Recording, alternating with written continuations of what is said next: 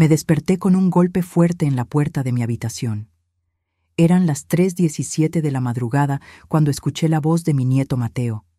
«Abuela, despierta, tenemos que irnos». La luz de la luna entraba por la ventana. Mateo estaba pálido, con las manos manchadas de grasa y tierra. «¿Qué pasa, mijo?», pregunté.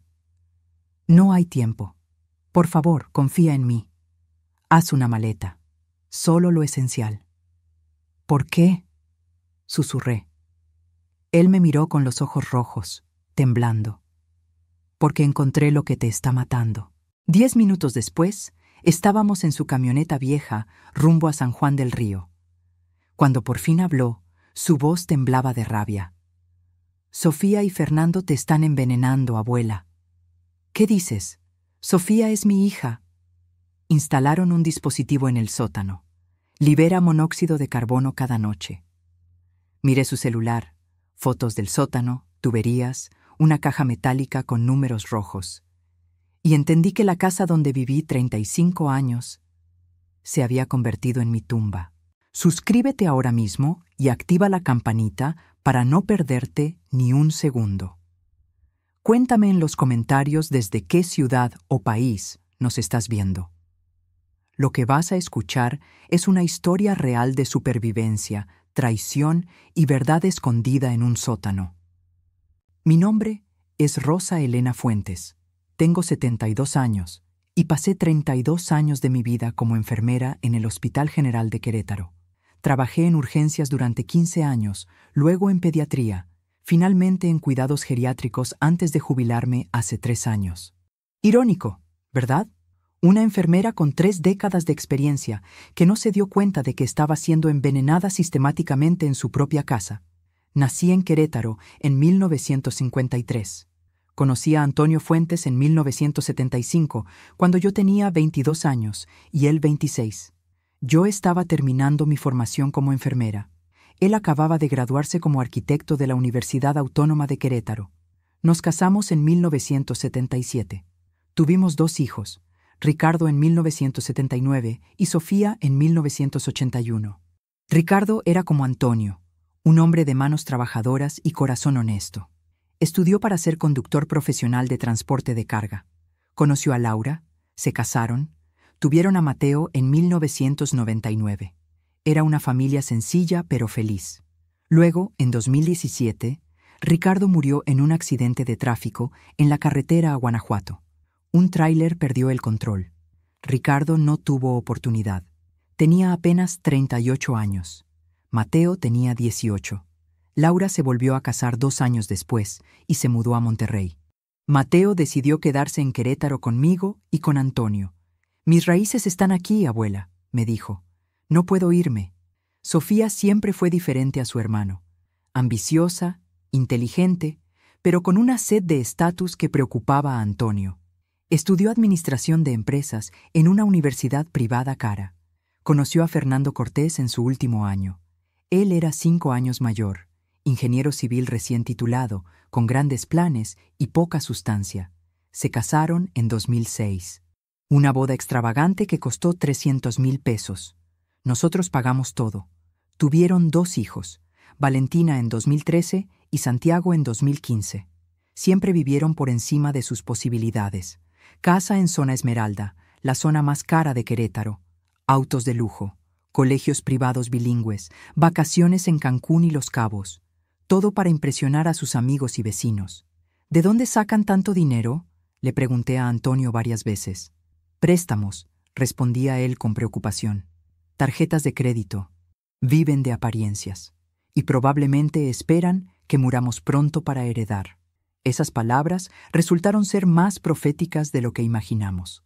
Antonio murió el 15 de febrero del año pasado, hace 10 meses. Infarto masivo mientras podaba los rosales del jardín trasero una tarde de domingo. Lo encontré ahí, las tijeras de podar aún en su mano. Los paramédicos dijeron que murió instantáneamente. No sufrió, pero yo sí sufrí. Perdí al amor de mi vida, mi compañero de 47 años de matrimonio. Mi mejor amigo, el hombre que me conocía mejor que nadie. Los primeros meses después de la muerte de Antonio fueron devastadores. No podía dormir en nuestra cama. No podía ver sus cosas sin desmoronarme. Pasaba días enteros sin comer, sin bañarme, simplemente existiendo en una neblina de dolor. Sofía venía a visitarme 2 o 3 veces por semana. Al principio, su preocupación parecía genuina. «Mamá, tienes que cuidarte», me decía. «Papá no querría verte así. Tu padre era mi vida entera, Sofía. No sé cómo seguir sin él». «Lo sé, mamá, pero tienes que intentarlo. Por nosotros, por Valentina y Santiago. Ellos te necesitan». En marzo, 4 meses después de la muerte de Antonio, comenzaron los síntomas. Al principio fueron sutiles, dolores de cabeza matutinos. Los atribuí al llanto, al estrés, al luto. Luego llegaron las náuseas. Cada mañana me despertaba sintiéndome mareada, con el estómago revuelto. «Es normal después de una pérdida así», me dijo mi doctora, la doctora Sánchez, cuando la visité en abril. «El cuerpo somatiza el dolor emocional». Pero yo sabía mi cuerpo. Había sido enfermera por 3 décadas. Esto no era somatización. Esto era algo físico, real. Las náuseas empeoraron. Los dolores de cabeza se volvieron insoportables. Cada mañana me despertaba sintiendo como si alguien estuviera apretando mi cráneo con un tornillo. Mareos constantes. Fatiga extrema que no mejoraba con el descanso. En mayo me desmayé en la cocina mientras preparaba el desayuno. Me golpeé la cabeza contra el mostrador. Desperté en el suelo sin saber cuánto tiempo había estado inconsciente. Fui a urgencias. Me hicieron análisis de sangre completos, presión arterial, glucosa, electrocardiograma. Todo salió normal. «Es su edad, doña Rosa», dijo el médico joven de urgencias.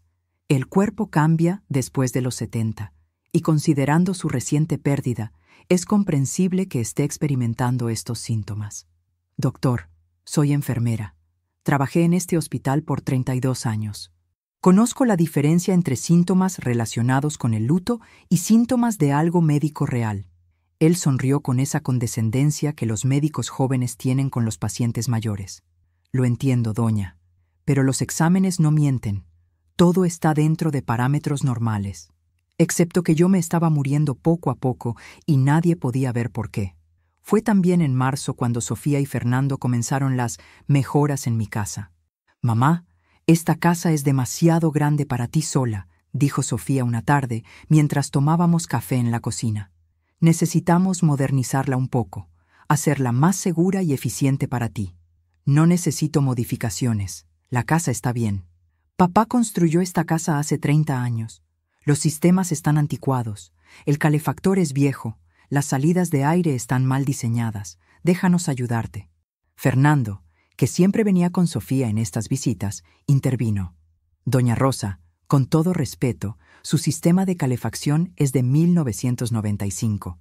Es ineficiente y potencialmente peligroso. Podríamos modernizarlo, mejorar la circulación de aire en su habitación. Sería más saludable para usted». Antonio siempre desconfió de Fernando. «Ese hombre tiene ojos de calculadora», me había dicho. «Mira nuestra casa como si estuviera evaluando su valor de mercado». Pero yo estaba débil por el luto, por los síntomas, por la soledad. Y eran mi hija y mi yerno. ¿Por qué sospecharía de ellos? «Está bien», acepté finalmente. «Pero nada muy caro. No te preocupes, mamá. Nosotros nos encargamos de todo». Durante las siguientes 3 semanas, Fernando y un técnico que trajo hicieron modificaciones en la casa, principalmente en mi habitación y en el sótano. Sellaron las salidas de ventilación viejas en mi cuarto. «Para mejorar la eficiencia», explicó Fernando. Instalaron un nuevo sistema de calefacción con termostato digital. Pusieron un detector de monóxido de carbono de última generación en mi habitación. «Este detector es lo mejor del mercado», dijo Fernando mostrándome el aparato. «Si hay cualquier problema con el gas, te avisará inmediatamente. Estarás completamente segura». También insistieron en modificar mi cama. «Mamá, tu cama está muy baja», dijo Sofía. «A tu edad necesitas que esté más alta para que sea más fácil levantarte». Fernando colocó bloques de madera debajo de las patas de la cama, elevándola unos 20 centímetros. «Mucho mejor», comentó satisfecho. «Ahora podrás levantarte sin forzar las rodillas». Todo parecía razonable. Todo parecía hecho con buenas intenciones. No tenía idea de que cada modificación era una pieza de un plan meticuloso para matarme. Mateo venía a visitarme cada domingo para almorzar. Era nuestro ritual desde que tenía 18 años. Siempre puntual, siempre con una sonrisa, siempre dispuesto a arreglar lo que se rompiera en la casa. «Eres más hijo que nieto», le decía a menudo. «Eres más madre que abuela», respondía él. A finales de mayo, después de uno de mis episodios de desmayo, Mateo comenzó a hacer preguntas. «Abuela, ¿cuándo empezaron exactamente estos síntomas?» «En marzo, creo. Tal vez finales de febrero. ¿Y los médicos no encuentran nada?» «Dicen que todo está normal, que es mi edad y el estrés del luto». «¿Qué medicinas estás tomando?» «Solo mis medicinas normales. Presión arterial, colesterol, nada nuevo». Él se quedó pensativo, mirando alrededor de la cocina como si buscara algo. ¿Cuándo fue que Sofía y Fernando hicieron las modificaciones en la casa? También en marzo. ¿Por qué preguntas eso? Solo curiosidad. ¿Puedo ver qué hicieron? Lo llevé a mi habitación y le mostré las modificaciones. El nuevo termostato, el detector de monóxido de carbono, la cama elevada, las salidas de aire selladas. Mateo examinó todo con cuidado, tocando, observando, tomando notas mentales. «¿Qué piensas?», pregunté. «Pienso que quiero revisar el sótano». «¿El sótano? ¿Por qué?» «Solo quiero ver cómo conectaron el nuevo sistema de calefacción». Bajamos juntos. El sótano de mi casa era amplio, diseñado por Antonio para almacenamiento y como área de servicios. Las tuberías, el calentador, el sistema eléctrico, todo estaba ahí. Mateo examinó el sistema de calefacción nuevo por casi media hora. Tomó fotos con su celular. Hizo bocetos en una libreta que siempre cargaba. «¿Ves algo mal?», pregunté. «No estoy seguro todavía. Necesito investigar algunas cosas». Esa tarde se fue más temprano de lo normal. Parecía preocupado. «Abuela, voy a volver en unos días. Mientras tanto, ¿puedes hacer algo por mí?» «Claro, mijo. ¿Qué necesitas?» «Cada noche, antes de dormir, abre la ventana de tu habitación. Solo un poco. Aunque haga frío». «¿Por qué?» «Solo hazlo. Por favor, confía en mí». Lo miré confundida, pero asentí. Mateo nunca pedía cosas sin razón. «Está bien, lo haré». Después de que se fue, me quedé sentada en la sala pensando en su comportamiento extraño. ¿Por qué tanto interés en el sistema de calefacción? ¿Por qué las fotos? ¿Por qué la petición de abrir la ventana? Esa noche, siguiendo sus instrucciones, abrí la ventana de mi habitación antes de dormir. Hacía fresco, pero no frío. Una brisa suave entró, moviendo las cortinas. Por primera vez en semanas, desperté sin dolor de cabeza. Durante los siguientes días, Mateo se convirtió en detective. Me llamaba todas las noches para hacerme la misma pregunta. «¿Abriste la ventana?» «Sí, Mateo». «¿Y cómo te sientes por las mañanas?» Y era extraño, pero me sentía mejor. No completamente bien, pero definitivamente mejor. Los dolores de cabeza eran menos intensos. Las náuseas habían disminuido. «Mejor», admití. «No sé por qué, pero mejor». «Bien, sigue haciéndolo». Una semana después de su primera visita al sótano, Mateo apareció en mi casa con una caja grande. «¿Qué es eso?», pregunté. «Un detector de monóxido de carbono». «Uno real. Ya tengo uno, el que Fernando instaló». «Abuela, ¿confías en mí?» «Por supuesto. Entonces, déjame instalar este». Colocó el detector nuevo en mi habitación al lado del que Fernando había instalado. Durante toda la noche me quedé despierta observando ambos detectores. El de Fernando mostraba luces verdes. Todo normal. El que Mateo instaló comenzó a parpadear amarillo alrededor de las 2 de la mañana. Luego, rojo. Y comenzó a sonar una alarma. Desperté asustada.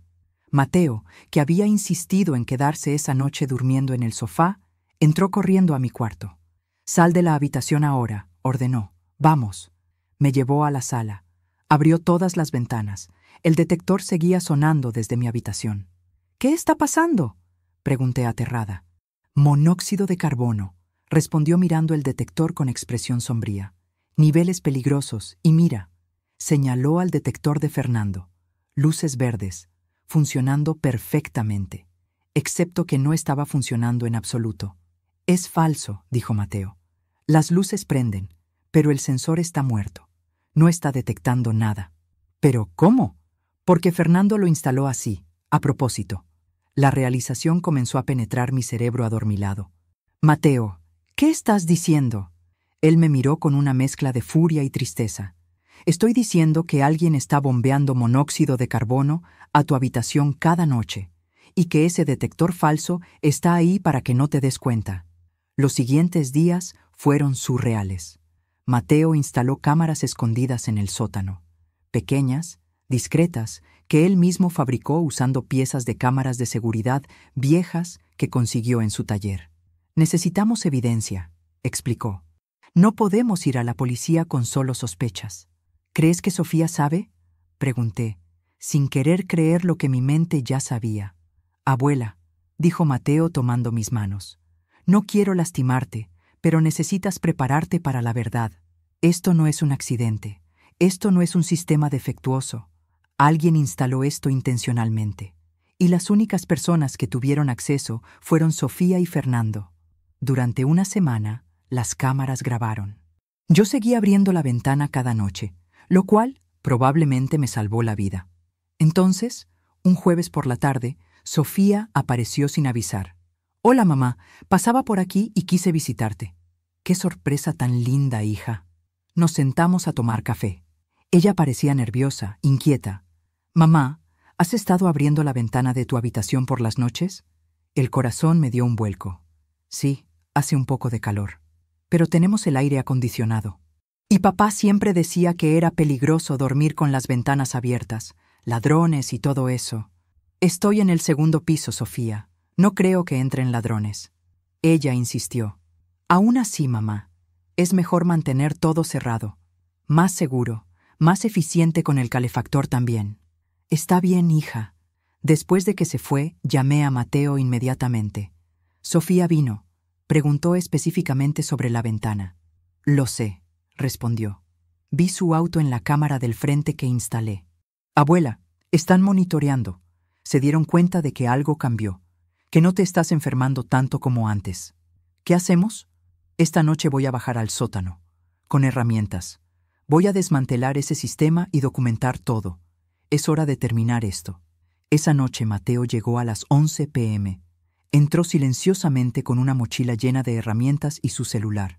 «Vete a dormir normalmente», me dijo. «Yo voy a bajar al sótano. Si escuchas algo, cualquier cosa, llámame inmediatamente. Y mantén tu celular cerca». No pude dormir. Me quedé en la cama con la ropa puesta, el celular en la mano, escuchando cada sonido. Escuché a Mateo bajar por la escalera del sótano. El crujido de la madera vieja bajo sus pies. Luego, nada. Silencio durante casi una hora. Finalmente, a las 2 de la mañana, escuché sus pasos subiendo. Rápido, urgente. Abrió la puerta de mi habitación. Su rostro estaba blanco. En sus manos tenía su celular lleno de fotos y una libreta llena de notas. «Tenemos que irnos, ahora». «¿Qué encontraste?» «Todo, abuela. Encontré todo. El dispositivo, las conexiones, los temporizadores, los cálculos de concentración. Esto es mucho peor de lo que pensaba». «¿Peor cómo?» «Esto no es un simple mal funcionamiento del sistema. Esto es ingeniería criminal. Fernando construyó un sistema específicamente diseñado para matarte lentamente, con cronograma, con etapas, con concentraciones incrementales». Me mostró una foto en su celular. Una caja metálica compleja con números digitales rojos, cables conectados al sistema de calefacción, tuberías adicionales, un tanque pequeño escondido detrás del calentador. ¿Ves este tanque? Es monóxido de carbono comprimido, conectado a un temporizador, programado para liberar cantidades específicas cada noche cuando el termostato detecta que estás en la cama. Dios mío, hay más. Encontré un cuaderno escondido detrás del calentador, con la letra de Fernando, cálculos de ingeniería, concentraciones de gas, síntomas esperados por etapa, cronograma de 6 meses. ¿6 meses? Estamos en el mes 4. Si yo no hubiera sospechado, si no hubieras empezado a abrir la ventana, estarías muerta en 2 meses más, y parecería un fallo cardíaco natural. Las lágrimas comenzaron a caer por mi rostro. Mi hija, mi Sofía, ¿Cómo puede hacer esto? No lo sé, abuela, pero tenemos que salir de aquí ahora. Ya tomé todas las fotos, ya documenté todo. Pero necesitamos ir a un lugar seguro antes de llamar a la policía. ¿Por qué no llamamos desde aquí? Porque si Sofía y Fernando se enteran de que los descubrimos, podrían destruir la evidencia. O peor, podrían intentar algo desesperado. Necesitamos estar lejos de aquí cuando esto explote. Hice una maleta en 5 minutos. Ropa, medicinas, documentos importantes. Mateo me ayudó con manos temblorosas. Mientras salíamos de la casa, me volví a mirar una última vez. La casa que Antonio construyó con tanto amor, que se suponía iba a protegerme, que se había convertido en mi tumba silenciosa. Mateo condujo sin parar durante 40 minutos. Finalmente, se detuvo en una gasolinera en la carretera a San Juan del Río, lejos de Querétaro, lejos de mi casa, lejos de Sofía. Estacionó en una esquina oscura, lejos de las luces y las cámaras. «Necesito mostrarte algo», dijo sacando su libreta. Durante la siguiente hora me mostró todo, cada foto, cada nota, cada cálculo que había encontrado. El dispositivo era sofisticado, un sistema de liberación controlada de monóxido de carbono conectado al termostato de mi habitación. Cada noche, cuando la temperatura bajaba y el calefactor se encendía, el dispositivo liberaba gas. Las cantidades eran calculadas meticulosamente. Mes 1-2, marzo-abril. 50 partes por millón, ppm, durante 8 horas. Síntomas esperados según el cuaderno de Fernando. Dolores de cabeza, fatiga leve, náuseas ocasionales. Mes 3-4, mayo-junio. 100 ppm durante 8 horas. Síntomas, náuseas constantes, mareos, confusión mental, desmayos ocasionales. Mes 5-6, julio-agosto.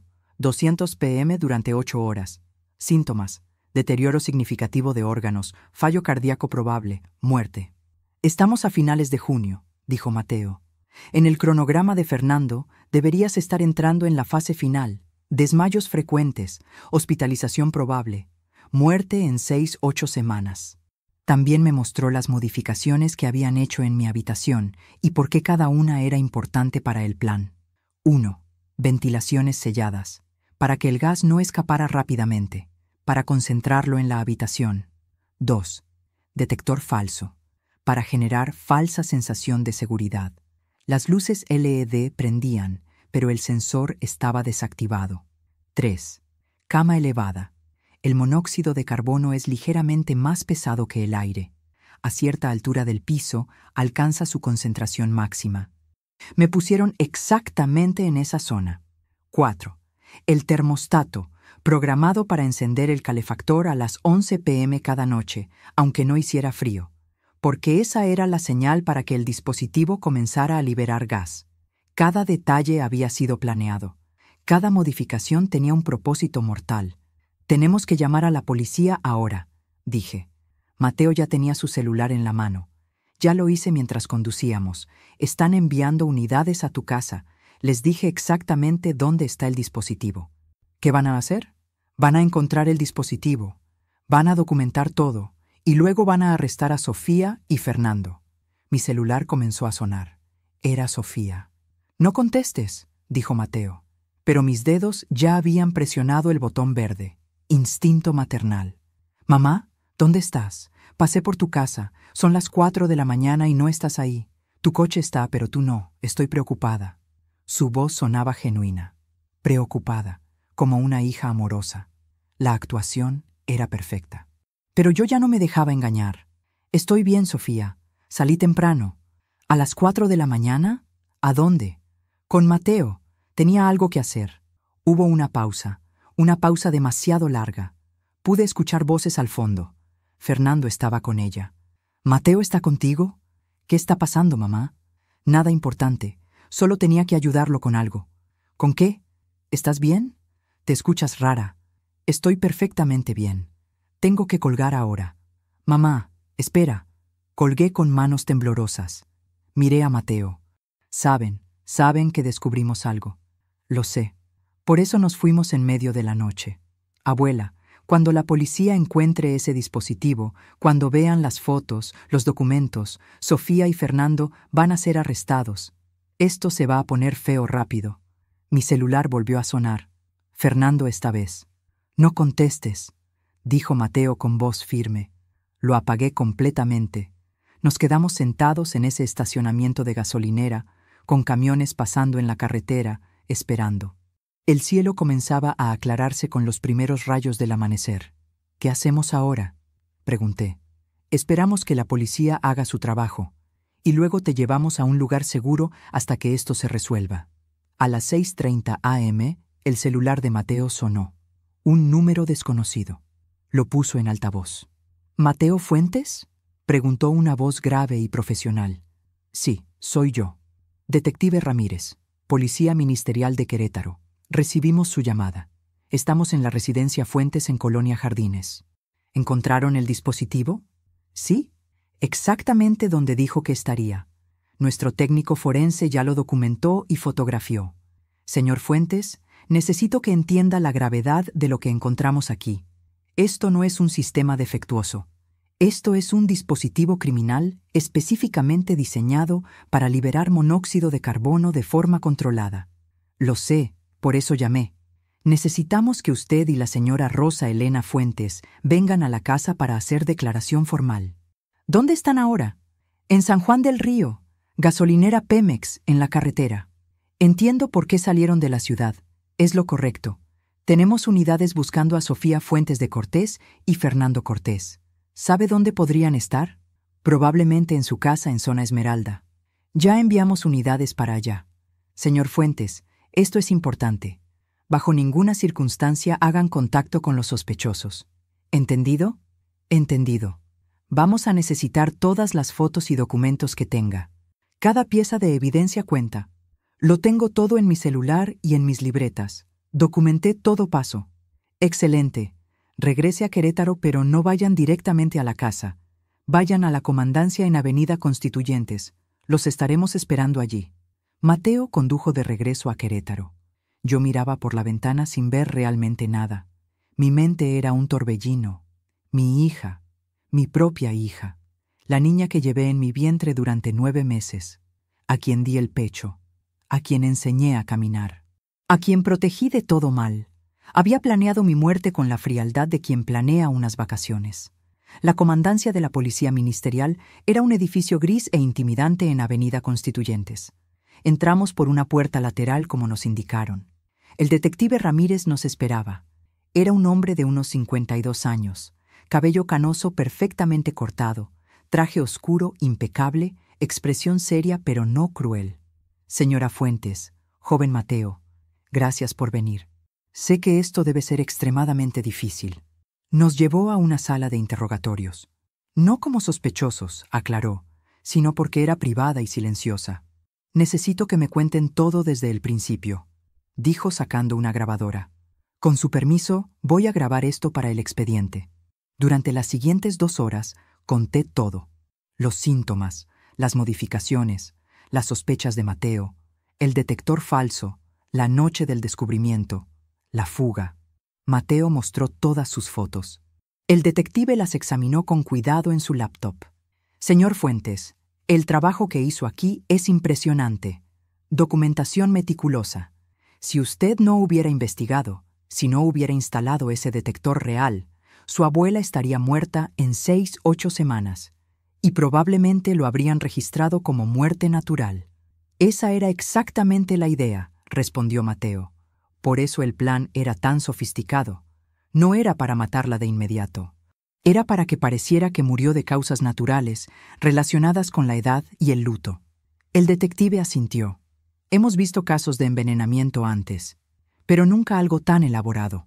Esto requiere conocimiento de ingeniería, acceso a equipo especializado y una frialdad calculadora que, francamente, da miedo. Fernando Cortés es ingeniero civil, dije. Tiene el conocimiento técnico. Lo sabemos. Ya investigamos sus antecedentes. Tiene serios problemas financieros. Su casa está hipotecada 2 veces. Deudas de tarjetas de crédito por casi 3 millones de pesos. Su auto está a punto de ser embargado.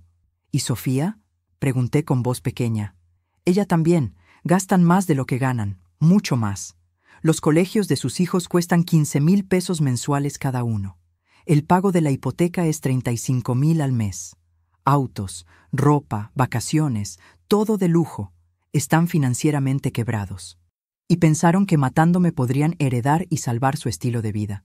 Terminé con amargura. Exactamente. Señora Fuentes, necesito preguntarle algo delicado. ¿Cuánto vale su patrimonio?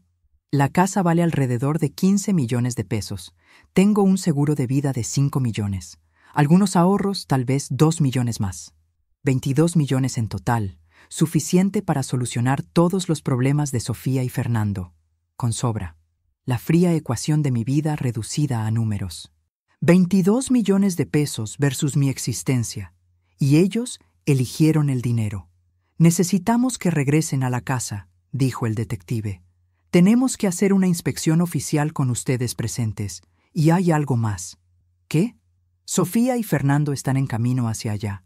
No saben que sabemos. Piensan que solo es una revisión rutinaria de sistema de gas por una llamada anónima. Mi corazón se aceleró. ¿Van a arrestarlos allí? Sí, pero necesitamos que usted esté presente. Para la confrontación. Para la declaración oficial. No sé si puedo enfrentarla. Mateo tomó mi mano. Yo estaré contigo, abuela. Todo el tiempo.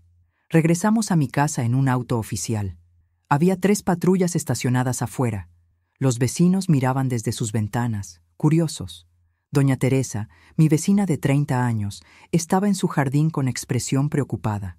Entramos. La casa se sentía diferente ahora. Contaminada. Violada.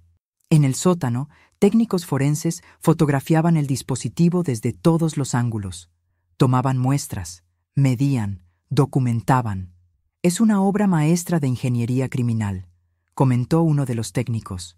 Nunca había visto algo así. Está diseñado para ser prácticamente indetectable. Si no sabes exactamente qué buscar, lo pasarías por alto completamente. Entonces escuchamos el auto. El Mercedes negro de Fernando. Es mi hija, dije. Mi voz temblaba. Tranquila, señora Fuentes, dijo el detective Ramírez. Déjenos manejar esto. Sofía bajó primero del auto, vestida impecablemente como siempre. Blusa de seda, pantalones de marca, lentes de sol caros. Fernando salió del lado del conductor con su habitual expresión de arrogancia. Se detuvieron al ver las patrullas. Su confusión era evidente. ¿Qué está pasando aquí?, preguntó Sofía acercándose. Entonces me vio en el porche. «Mamá, ¿estás bien? Me tenías preocupada». Su actuación era perfecta. Preocupación genuina. Una hija amorosa. El detective Ramírez salió de la casa con 2 oficiales. Sofía Fuentes de Cortés y Fernando Cortés. Soy el detective Ramírez de la Policía Ministerial. ¿Qué está sucediendo?, demandó Fernando. ¿Por qué hay policías en la casa de mi suegra? Quedan arrestados por conspiración para cometer homicidio, intento de homicidio calificado y peligro grave mediante instalación de dispositivo letal. Sofía palideció. ¿Qué? Esto es una locura. No sé de qué están hablando. 2 oficiales se acercaron con esposas. Tienen derecho a permanecer en silencio, comenzó el detective. No pueden arrestarnos, gritó Fernando. No tienen evidencia de nada. Tenemos el dispositivo que instaló en el sótano, señor Cortés. Tenemos sus huellas dactilares por todas partes. Tenemos el cuaderno con sus cálculos que escondió detrás del calentador. Tenemos el historial médico de la señora Fuentes, mostrando síntomas consistentes con envenenamiento por monóxido de carbono. Tenemos fotos. Tenemos todo. Fernando se quedó congelado. Sofía me miró directamente. Por primera vez, la máscara cayó. No había preocupación, no había amor, solo odio puro. Esto es culpa de Mateo, escupió. Él te metió ideas en la cabeza, te manipuló. Mateo me salvó la vida, respondí. Mi voz sorprendentemente firme. Algo que mi propia hija estaba intentando quitarme. Necesitábamos ese dinero, gritó ella de repente, toda pretensión abandonada. Tú no entiendes, vamos a perderlo todo, la casa, los autos, los colegios de los niños, todo. ¿Y tu solución fue matarme? No ibas a sufrir, sería pacífico, te dormirías y no despertarías. Los médicos dirían que fue tu corazón, nadie habría sabido. Excepto que yo sí sabría, intervino Mateo, su voz vibrando con furia contenida. Porque a diferencia de ustedes, yo sí la amo.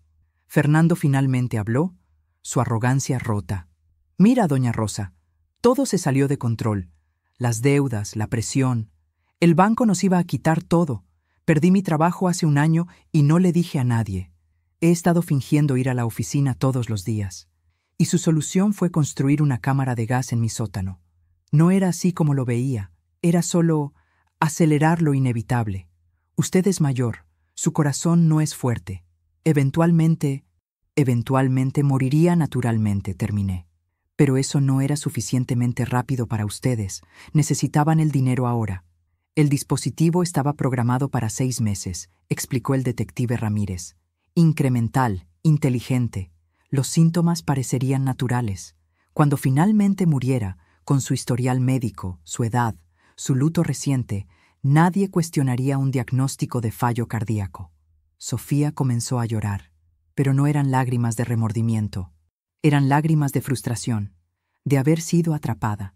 Todo está arruinado ahora, sollozó. Todo. Ustedes lo arruinaron, dije. Cada palabra dolía. Tenían una madre que los amaba, una familia, valores, y lo tiraron todo por dinero. Los oficiales los llevaron hacia las patrullas. Fernando iba en silencio, derrotado.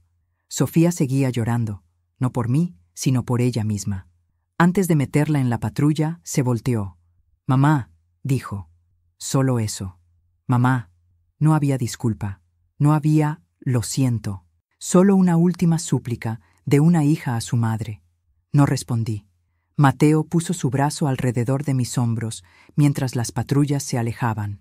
Después del arresto, el detective Ramírez nos llevó de vuelta a la comandancia. «Necesito mostrarles algo más que encontramos», dijo. En una mesa había evidencia confiscada de la casa de Sofía y Fernando. Laptops, teléfonos, documentos. En la computadora de Fernando encontramos esto. Abrió un archivo.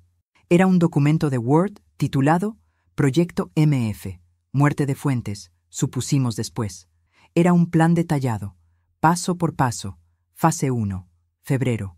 Ganar confianza, visitas frecuentes, ofrecer ayuda, posicionarse como hijos preocupados. Fase 2, marzo. Convencer de modificaciones en la casa, instalar dispositivo, primer mes de exposición mínima para establecer síntomas base. Fase 3, abril-mayo. Aumentar exposición, monitorear síntomas. Asegurar que busque atención médica, pero que no encuentre nada concreto. Fase 4, junio-julio. Exposición máxima, deterioro significativo, hospitalización probable. Fase 5, agosto. Resultado final, muerte, funeral, herencia. Cada fase tenía subetapas, acciones específicas, respuestas ensayadas para diferentes escenarios. ¿Quién pensaría que mi muerte? Dije apenas pudiendo procesar. También había correos electrónicos, docenas. Sofía a Fernando, 10 de marzo. El técnico terminó la instalación. Mamá no sospecha nada. Piensa que solo modernizamos el calentador. Fernando a Sofía, 25 de marzo. Primera semana de exposición completa. Rosa reportó dolores de cabeza a su doctora. Todo va según lo planeado. Sofía a Fernando, 15 de abril. Mamá se desmayó hoy. Fue a urgencias. Es arriesgado. ¿Y si descubren el gas? Fernando a Sofía, 16 de abril. Imposible. El monóxido de carbono no aparece en análisis de sangre estándar, solo si específicamente lo buscan. Y no lo buscarán. Una anciana de 72 años con síntomas vagos después de perder a su esposo. Todos asumirán que es estrés y edad. Sofía a Fernando, 20 de mayo. ¿Cuánto falta? Los bancos están presionando más. Fernando a Sofía, 21 de mayo. 2 meses más según el cronograma, para finales de julio. Luego seremos libres. La casa vale 15 millones, el seguro 5 millones, 20 millones total. Pagaremos todo y empezaremos de nuevo. Sofía a Fernando, 10 de junio. Mateo está haciendo preguntas. ¿Está sospechando algo? ¿Qué hacemos? Fernando a Sofía, 11 de junio. Nada. Mateo es un mecánico. No tiene educación. No puede probar nada. Si sigue molestando, le diremos a la policía que está intentando manipular a Rosa para quedarse con la herencia a él. Tu palabra como hija contra la de un nieto problemático.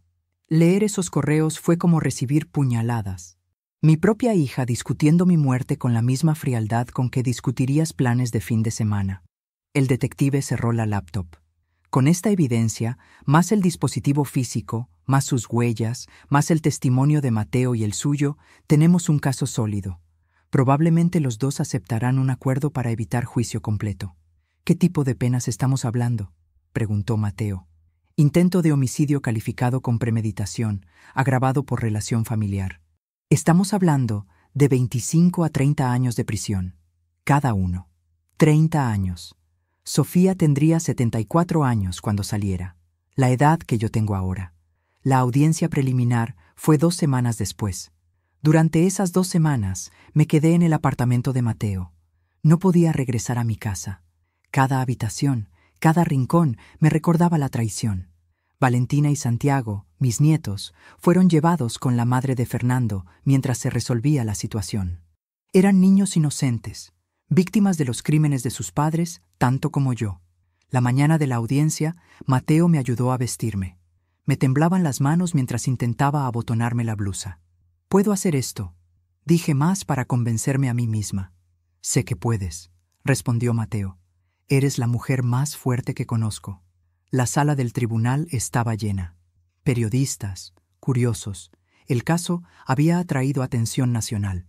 La hija que intentó envenenar a su madre era el titular en todos los periódicos.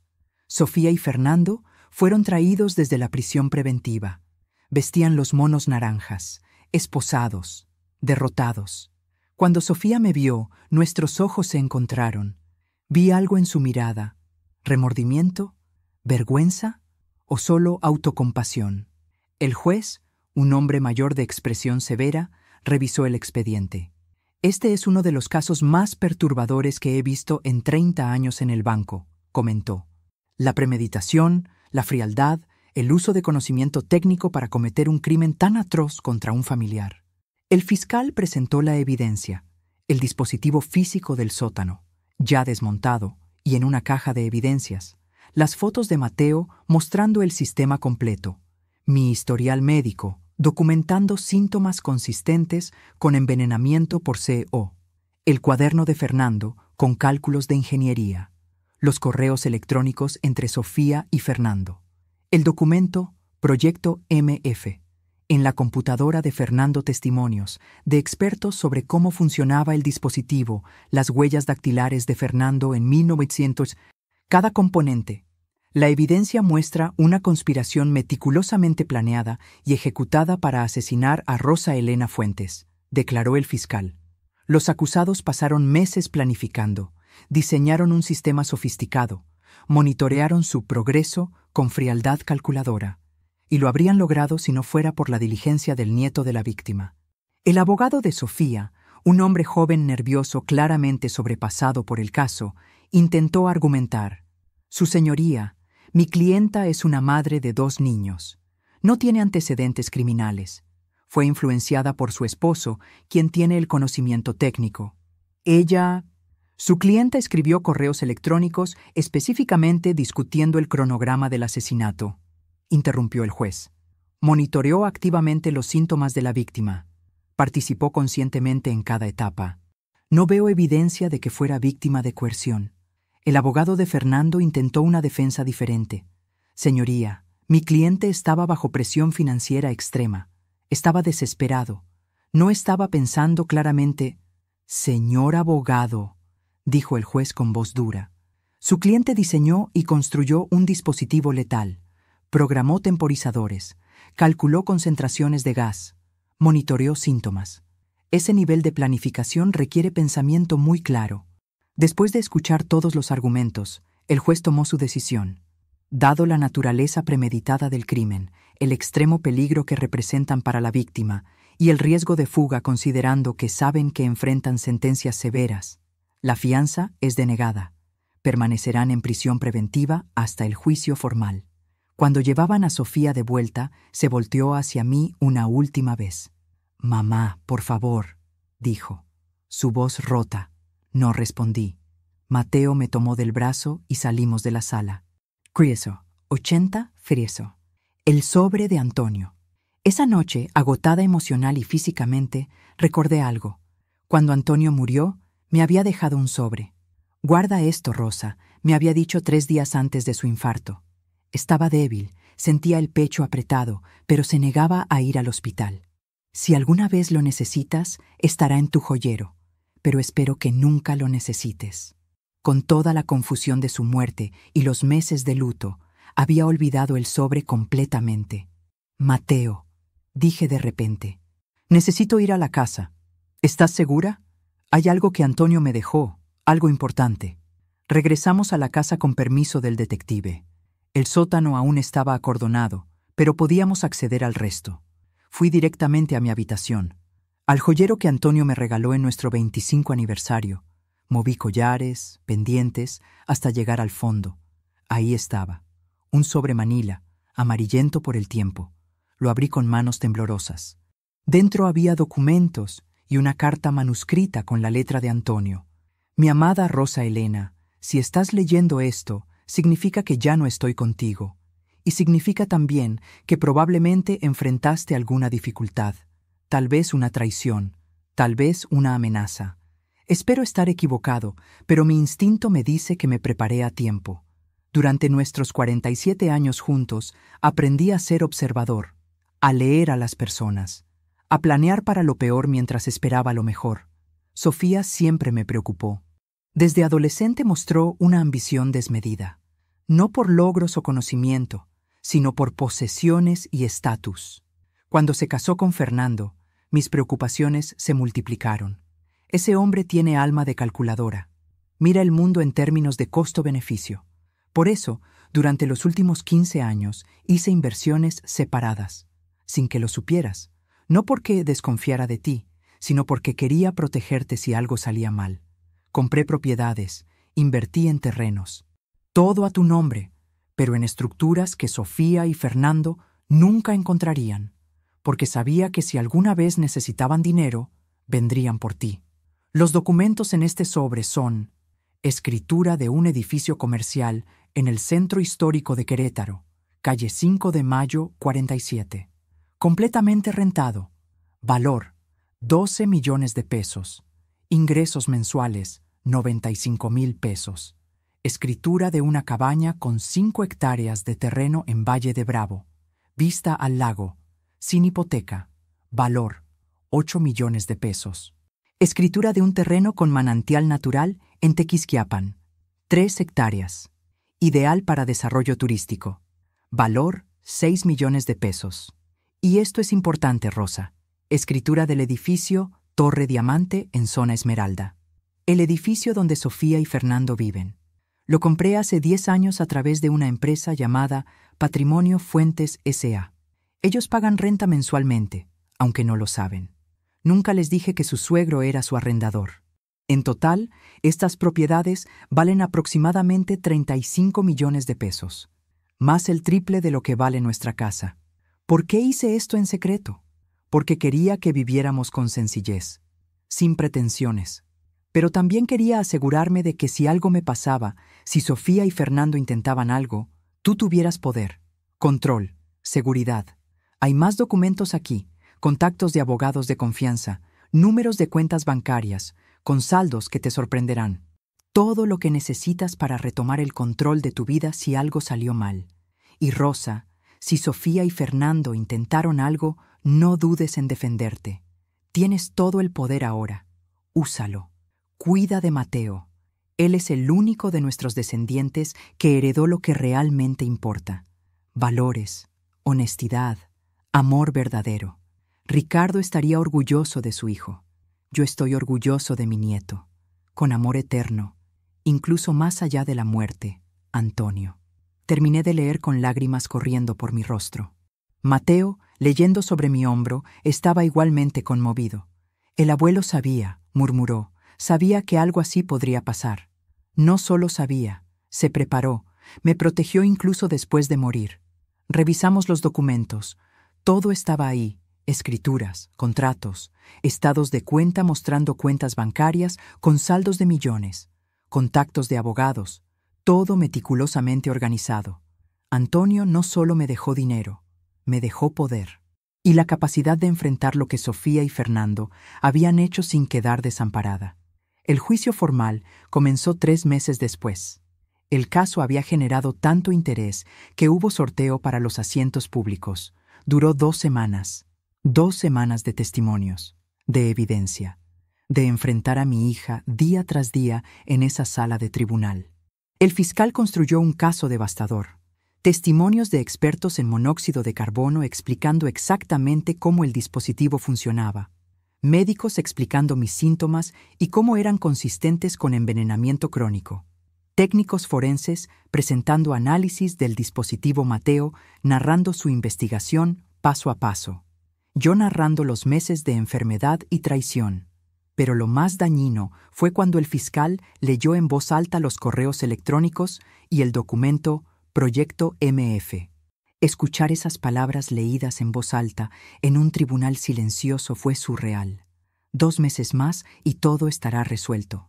Una anciana de 72 años que muere en su sueño. Es la muerte más natural del mundo. Pagaremos las deudas y empezaremos de nuevo. La frialdad, el cálculo, la falta total de humanidad.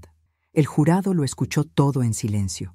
Los abogados defensores intentaron crear dudas.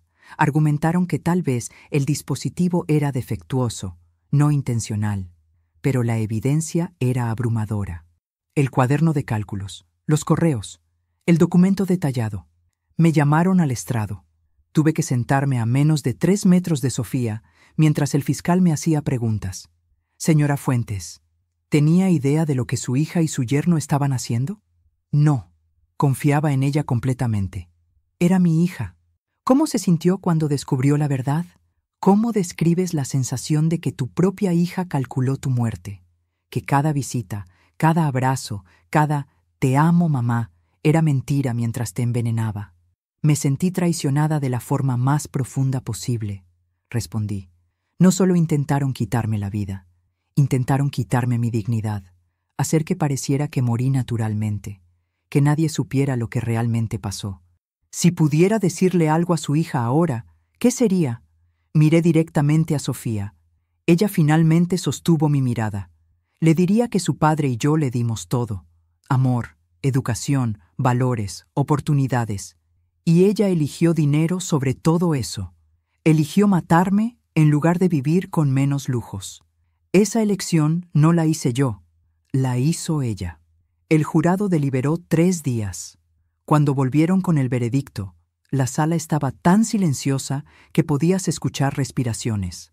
En el cargo de conspiración para cometer homicidio, ¿cómo encuentra al acusado Fernando Cortés? Culpable. En el cargo de intento de homicidio calificado con premeditación, ¿cómo encuentra al acusado Fernando Cortés? Culpable. Lo mismo para Sofía. Culpable en todos los cargos. El juez procedió con las sentencias.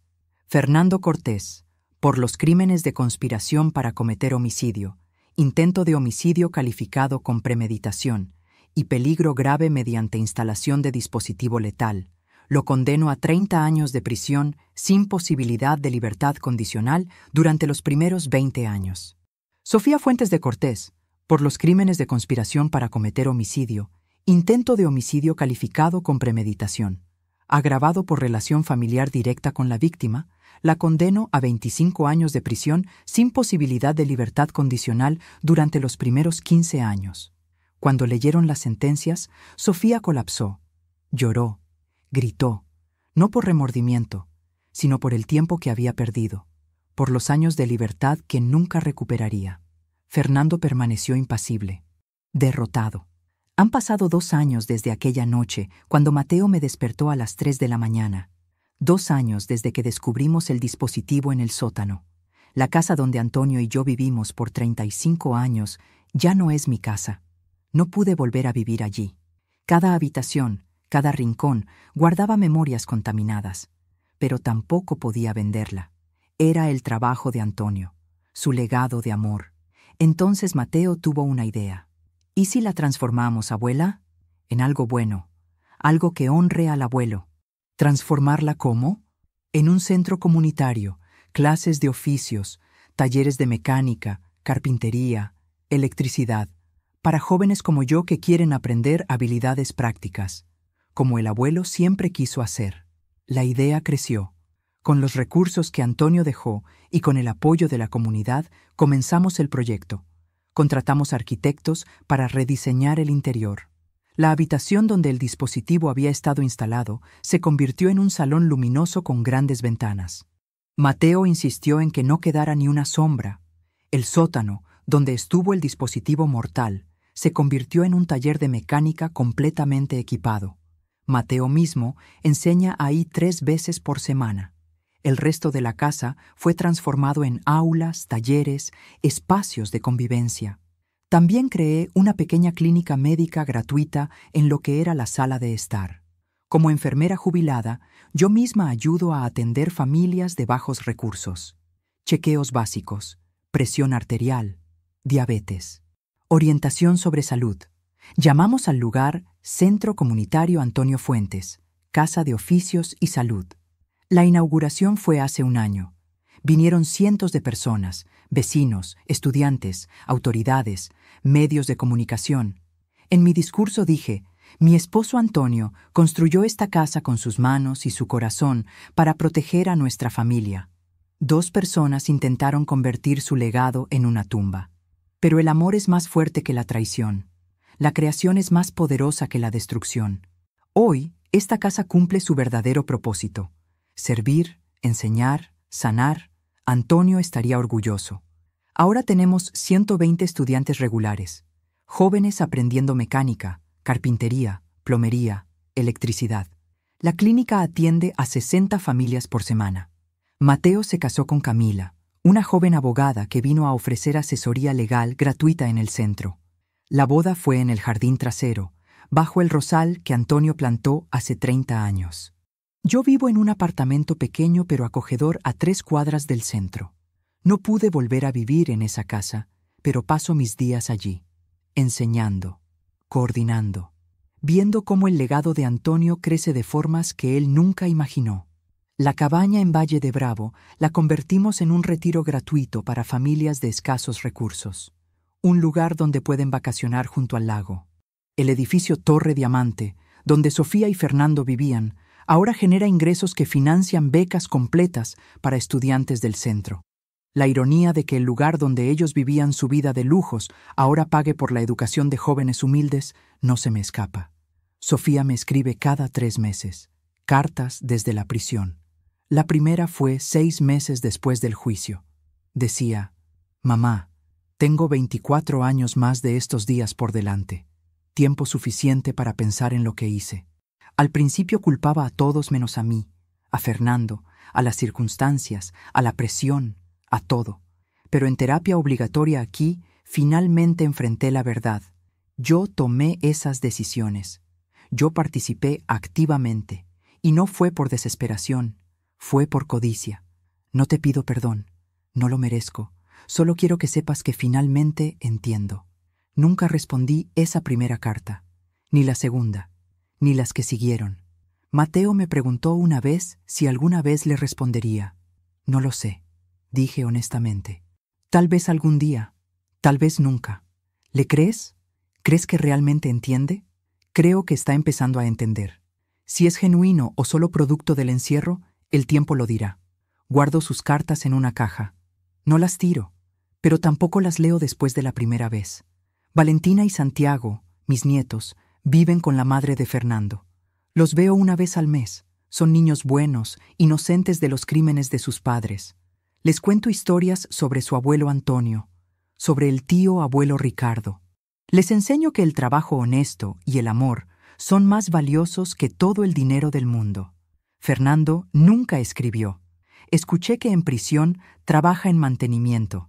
Tal vez está usando sus habilidades de ingeniería para algo útil finalmente. Si estás escuchando esta historia hasta el final, probablemente te estás preguntando cómo alguien sobrevive a algo así.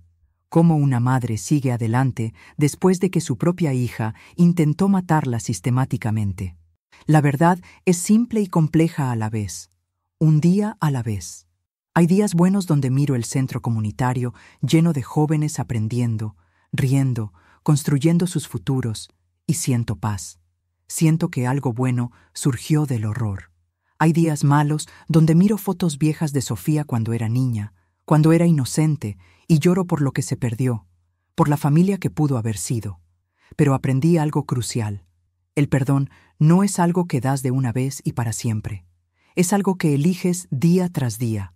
No para la persona que te lastimó, para ti mismo. No elegir vivir en el pasado. No elegir dejar que el odio te consuma. Elegir construir algo nuevo de las ruinas. Antonio me enseñó eso con su previsión. Mateo me lo recordó con su valentía. Y ahora cada joven que aprende un oficio en el centro me lo confirma.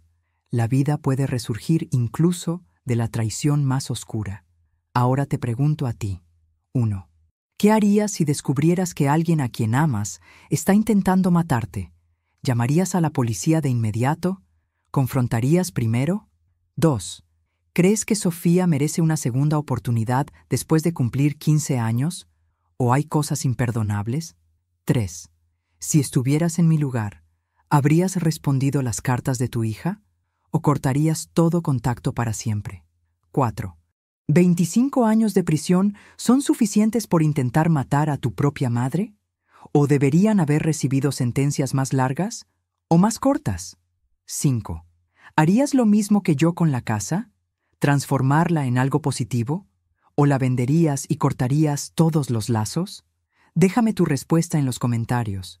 Quiero saber qué piensas sinceramente. Y si esta historia te conmovió, te hizo pensar, te hizo sentir algo, no olvides suscribirte al canal, activar la campanita para no perderte las próximas historias, darle like si crees que esta historia merece ser compartida, compartir con alguien que necesite escuchar que siempre hay esperanza, incluso después de la peor traición. Y si quieres contenido exclusivo, historias que no publico aquí, acceso anticipado y más, considera hacerte miembro del canal. El botón está justo debajo del video. Recuerda, las heridas más profundas vienen de quienes más amamos, pero la sanación más profunda viene de elegir vivir, construir y amar a pesar del dolor. La oscuridad nunca tiene la última palabra si no se lo permitimos. Gracias por escuchar mi historia. Gracias por estar aquí. Hasta la próxima.